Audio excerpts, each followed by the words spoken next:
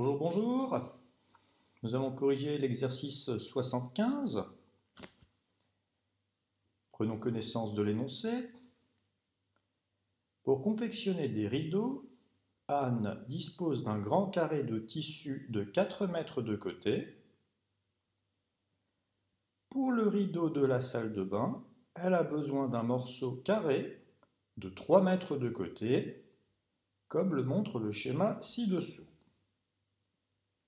Si je comprends bien, elle va donc découper un carré de 3 mètres de côté dans un carré de 4 mètres de côté, ce qui est bien sûr possible. Elle voudrait savoir quelle surface de tissu il lui restera une fois qu'elle aura réalisé le rideau de la salle de bain. Elle va découper le rideau dans le grand carré et il lui restera ce qu'on appelle une chute, ce morceau. Question A. Calculez l'aire du grand carré de tissu de 4 mètres de côté. Vous savez bien sûr que pour calculer l'aire d'un carré, il suffit de multiplier son côté par lui-même. 4 mètres fois 4 mètres, ça fait 16 mètres carrés.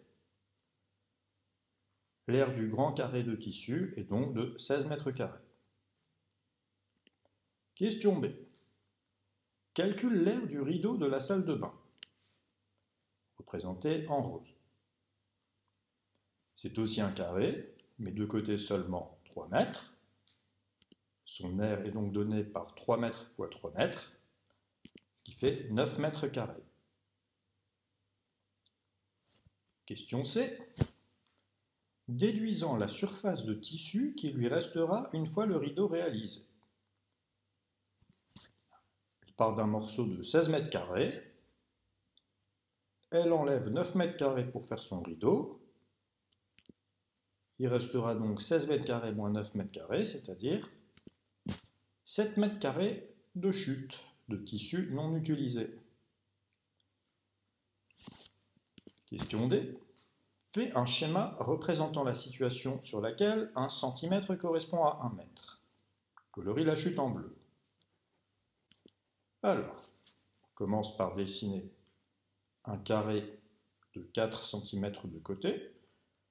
Il est malin d'utiliser le quadrillage sur des feuilles à petits carreaux. Un petit carreau faisant un demi-centimètre. Là, je l'ai fait avec GeoGebra. J'ai choisi une unité pour 1 mètre. Dans ce grand carré, on doit découper le rideau qui a la forme d'un carré de 3 mètres sur 3 mètres. On nous demande de faire du coloriage. Je colorie le rideau en rose et la chute en bleu.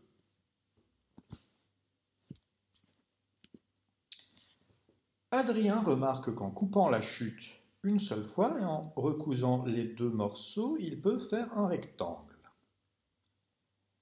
En prenant la même échelle qu'à la question précédente, trace le rectangle qu'Adrien a réussi à faire. Quelles sont les dimensions de ce rectangle?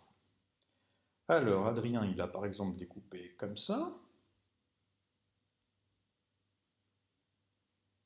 Et en déplaçant ce morceau, il peut le mettre côte à côte avec ce morceau-là,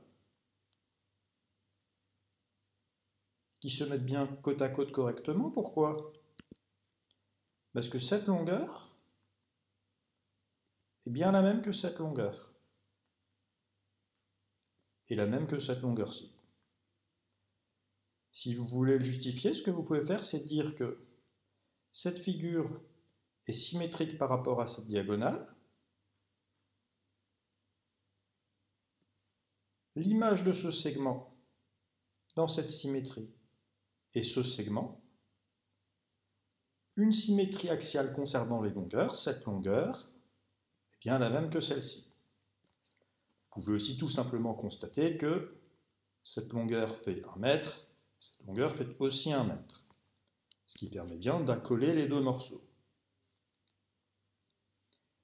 Et une fois ces deux morceaux étant accolés, on peut les coudre ensemble. Je ne m'occupe plus du rideau. Et effectivement, ces deux morceaux cousus l'un à l'autre, ça nous donne bien la forme d'un rectangle.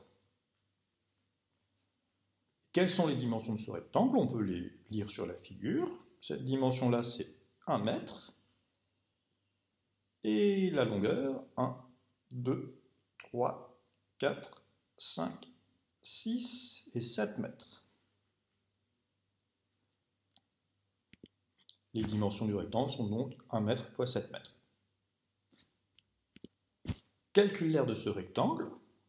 C'est un rectangle de dimension 1 mètre par 7 mètres. Son aire est donc donnée par 1 fois 7, 7 mètres carrés. Ce qui correspond bien à la quantité de chute qu'avait calculée Anne en faisant 49 mètres carrés.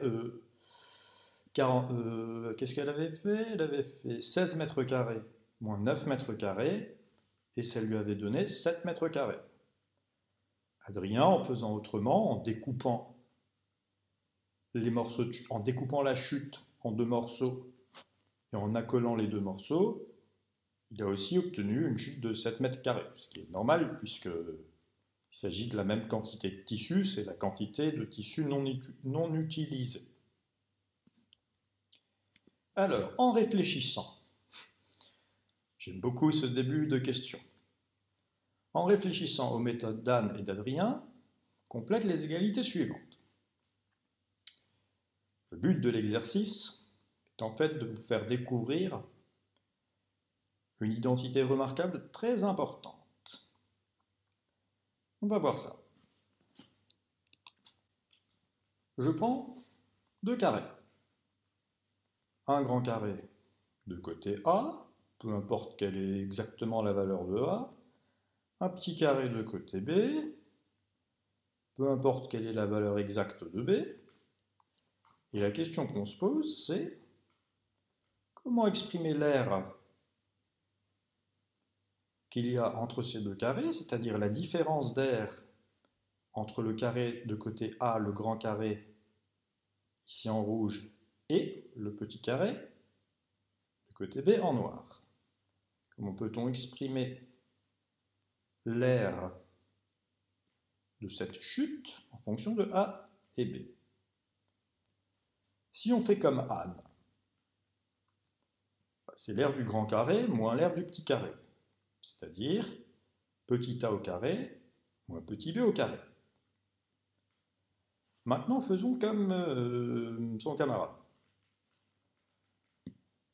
qui découpe la chute en 2 morceaux. Alors, ce morceau-là, sa longueur, c'est petit b, la même que le côté du petit carré, et cette dimension-ci, qui est une largeur, c'est a moins b, c'est le côté du grand carré moins le côté du petit carré. Quant à l'autre morceau, cette dimension-là, qui est une longueur, c'est petit a, la longueur du côté du grand carré, et cette dimension-là, c'est la longueur du côté du grand carré moins la longueur du côté du petit carré, c'est-à-dire a moins b. Maintenant, ce morceau-là, je vais le déplacer.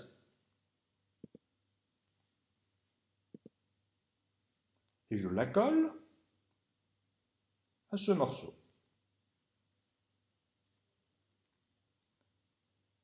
La quantité de chute, c'est-à-dire l'aire du grand carré moins l'aire du petit carré, c'est égal à l'aire de ce morceau bleu plus l'aire de ce morceau rouge. Mais ce morceau rouge mis à côté, accolé à ce morceau bleu, c'est un rectangle. Quelles sont les dimensions de ce rectangle? Sa largeur, c'est a moins b, qui est ici, qui est aussi ici. Et la longueur de tout ce rectangle, c'est a plus b. Donc finalement, l'aire du grand rectangle moins l'aire du petit rectangle. C'est a carré moins b carré. Mais c'est aussi l'aire de ce rectangle constitué des deux morceaux de chute. Et ce rectangle est de dimension a moins b et a plus b.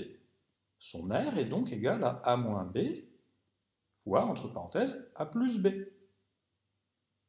Et ces deux expressions donnent la valeur de la même chose, l'aire de la chute.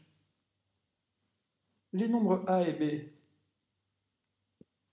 on les a choisis arbitrairement, ça marche pour n'importe quelle valeur de a et b, cette constatation géométrique. On en déduit donc que, quels que soient les nombres petit a et petit b, on a toujours a au carré moins b au carré, qui est égal à, entre parenthèses, a moins b fois a plus b. A au carré, c'est l'aire du grand carré rouge.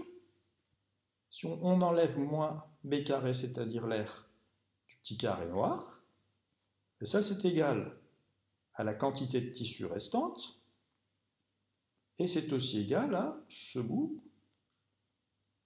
plus ce bout, dont l'aire est a moins b fois a plus b.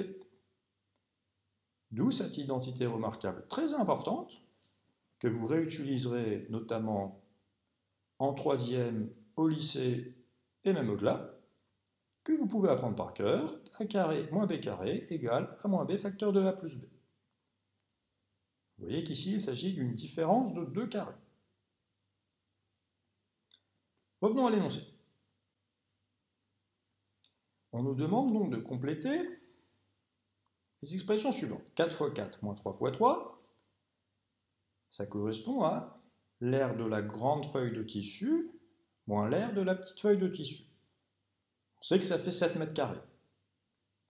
Et d'après ce qu'on vient de voir, on sait qu'un carré moins un autre carré, c'est toujours égal à ce produit. Ici, on a donné à petit a la valeur 4 et à petit b la valeur 3. D'après cette identité, on sait que 4 au carré moins 3 au carré, c'est égal à, entre parenthèses, 4 plus 3 fois, entre parenthèses, 4 moins 3. On peut d'ailleurs vérifier que c'est bien exact. 4 au carré moins 3 au carré, ça fait 16 moins 9, ce qui fait 7. L'aire de la chute. 4 plus 3, ça fait 7. Et 4 moins 3, ça fait 1. 7 fois 1, ça fait bien 7. On a bien ici 7. Et ici 7. L'égalité qui est écrite est bien vraie. Voilà, j'espère que vous avez apprécié cet exercice. Je corrigerai les suivants bientôt.